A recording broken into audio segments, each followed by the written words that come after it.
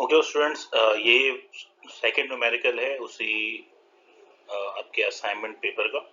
और ये chapter number 11 का न्यूमेरिकल है। एंड पहले ही लाइन में आप देख सकते हैं ये कार्नोट इंजन का न्यूमेरिकल है और इसके फॉर्मूले आपके सामने होने चाहिए। अपने पास फॉर्मूले ओपन रखे हैं और जो फॉर्मूला शीट आपको दी गई है, तो चलें इसको रीड भी करते हैं, साथ साथ डाटा भी बनाते हैं।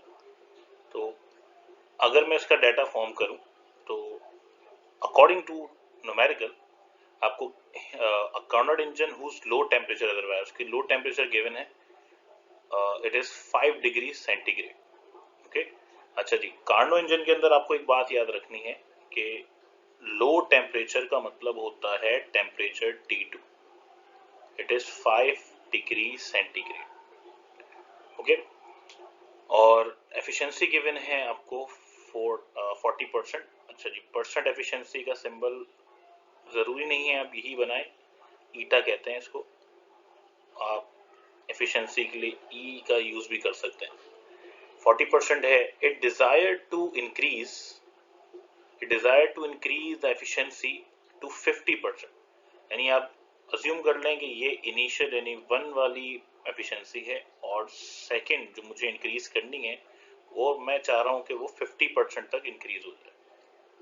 According to question, desire to increase by 50%, by what degree should be the temperature of high temperature reservoir be increase। तो मैं चाह रहा हूं कि मुझे बताना है कि मैं कितना हाई टेम्परेचर रेजरवायर का टेम्परेचर चेंज करूं। ऑब्वियसली इंक्रीज करने के लिए मुझे टेम्परेचर इनिशियल से फाइनल तक लेके जाना पड़ेगा, तो मुझे कितना change of temperature in higher temperature करना है हायर रेजरवायर के लिए। तो उसके लिए आपको बेसिकली ऑब्वियसली मैंने डेल्टा का साइन बनाया है, इसका मतलब फिर डिफरेंस निकालना है। इट मीन आपको फॉर ईटा 1 T1 निकालना है, फॉर ईटा 2 आपको T1 प्राइम निकालना है। यानी हम दो T1 निकालेंगे, but for eta 1 and for eta 2, यानी 40% एंड फॉर 50%। अच्छा, सिंबलाइजेशन आपकी मर्जी है, आप T40 और T50 भी लिख सकते हैं, आपकी मर्जी है। सही है, तो अभी आपको याद रखना है कि यहाँ पे जो T1 है वो किसके लिए है, 40% के लिए, और जो T2 है वो किसके लिए है, T1 प्राइम है वो 50% के लिए। सही है भाई, इसको आपने याद रखना है। चलें इसको सॉल्व करते हैं और यहीं से अपना सॉल्यूशन भी स्टार्ट करते हैं। तो सबसे पहले तो देखें, आपके पास टेम्परेचर सेल्सियस में गिवन है। सही है, और आपको अगर याद हो मैं आपके सामने फॉर्मूला भी लिख देता हूँ। जो परसेंटेज एफिशिएंसी ऑफ इंजन का फॉर्मूला है वो कुछ इस तरह का है, 1 minus T2 upon T1 into 100।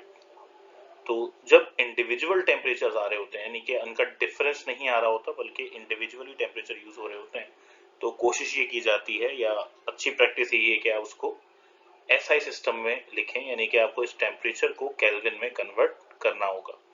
Kelvin में कन्वर्ट करने का मतलब है ऑब्वियसली 5 को 273 में ऐड कर देंगे आप, यानी 5 में 273 अगर आप ऐड करते हैं तो आपको मिलता है 278।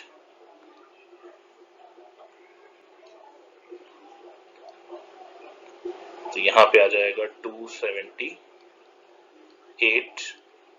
कैल। सही है, तो ये तो मैंने कन्वर्जन कर लिए। नाउ इसकी सिंप्लीफिकेशन स्टार्ट करते हैं। देखिए मेरा पहला एम है T1 निकालना। T1 किसके लिए, 40% के लिए। तो स्टार्ट करते हैं। तो फॉर T1 अच्छा तरीका है कि आप जो भी सॉल्व कर रहे हैं उसके बारे में आपको पहले से ही पता हो। फॉर T1 आपके पास ईटा 1 जो है वो 40% है, तो फॉर्मूला आपके लिए पास क्या लगेगा जरा देखिएगा। Eta 1 is equal to 1 minus T2 upon T1 into 100। अब आपकी मर्जी, आप सिंप्लीफिकेशन पहले कर लें या सबसे पहले आप वैल्यूज पुट कर दें। तो मैं चाह रहा हूं कि मैं पहले इसकी शिफ्टिंग कर लूं, तो परसेंटेज एफिशिएंसी डिवाइड बाय 100 हो जाएगा। ओके, और यहाँ रह जाएगा आपके पास 1 माइनस T2 अपॉन T1। सही है, 40 डिवाइड बाय 100, इसको इंडिविजुअली सॉल्व कर लीजिएगा। 1 माइनस ये हो जाएगा आपके पास 278 डिवाइड बाय T1। ओके, तो इसको पॉजिटिव रखने के लिए इस वैल्यू को 278 अपॉन T1 को मैं एक काम करता हूँ, इस तरह से इधर शिफ्ट कर लेता हूँ। 278 डिवाइड बाय T1 इधर आ जाएगा and then 1 minus 40 upon 100 which will become 0.4, ये इस तरफ आ जाएगा। नाउ आप पहले 1 में से 0.4 को माइनस करें एंड देन इसको सिंप्लीफाई करने के लिए T1 को सॉल्व कर लें। तो देखें कुछ इस तरह की कंडीशन आपके सामने आएगी।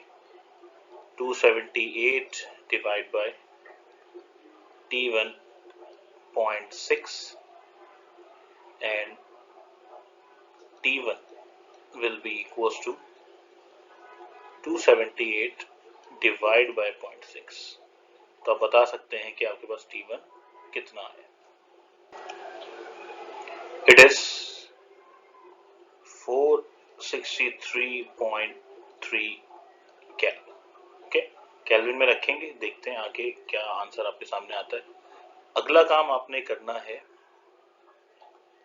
फॉर T1 प्राइम, सेम काम कॉपी पेस्ट करेंगे, सही है।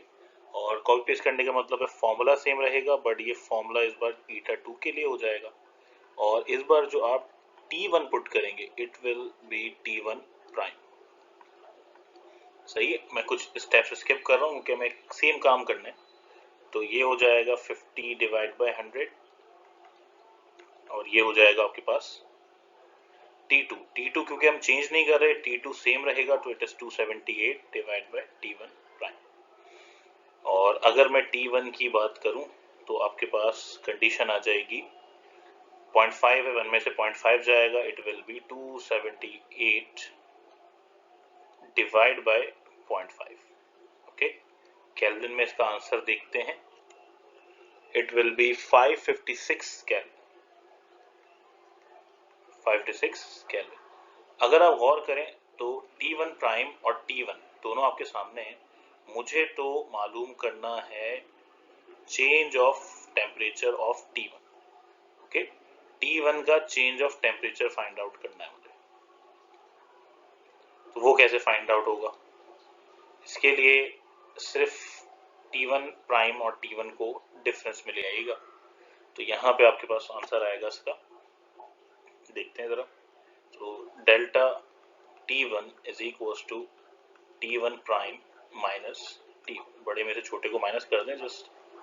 तो बेटा 556 माइनस 463.3, आपको पता है कि इसका आंसर क्या आएगा?